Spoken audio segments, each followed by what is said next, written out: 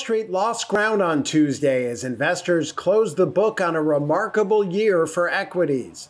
The U.S. stock market was powered to record highs by the twin engines of the artificial intelligence boom and the U.S. Federal Reserve's first interest rate cuts in 3.5 years. For the last trading session of 2024, the Dow Jones Industrial Average slipped marginally, while the S&P 500 dropped 0.4% and the Nasdaq fell 0.9. But for the entire year, the Dow advanced 13%, while the S&P jumped 23% and the Nasdaq surged nearly 29%. It is the home of the Magnificent Seven mega-cap technology stocks, which had a solid 2024, led by AI chipmaker NVIDIA, which soared 170%.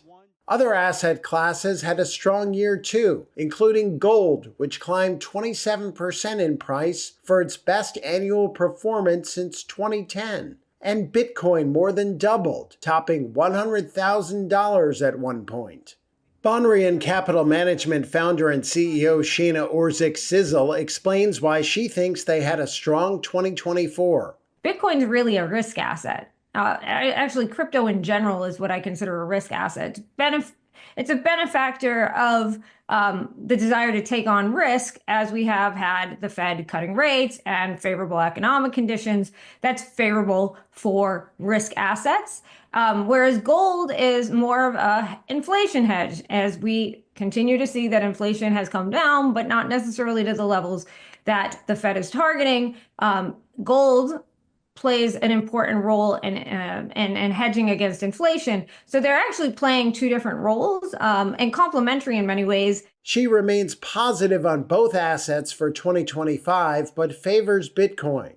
Sizzle also sees stocks having another favorable year, but thinks double-digit gains will be hard to reach. Investors are eyeing stretched valuations and uncertainty surrounding tax and tariff policies from the incoming administration of President-elect Donald Trump. And financial markets are now pricing in about 50 basis points of additional interest rate cuts from the Federal Reserve in 2025. Apple is making moves to defend its market share in China's mobile phone market as it battles rising competition from domestic rivals like Huawei. The US tech giant is offering rare discounts of up to $68.50 on its latest iPhone models in China.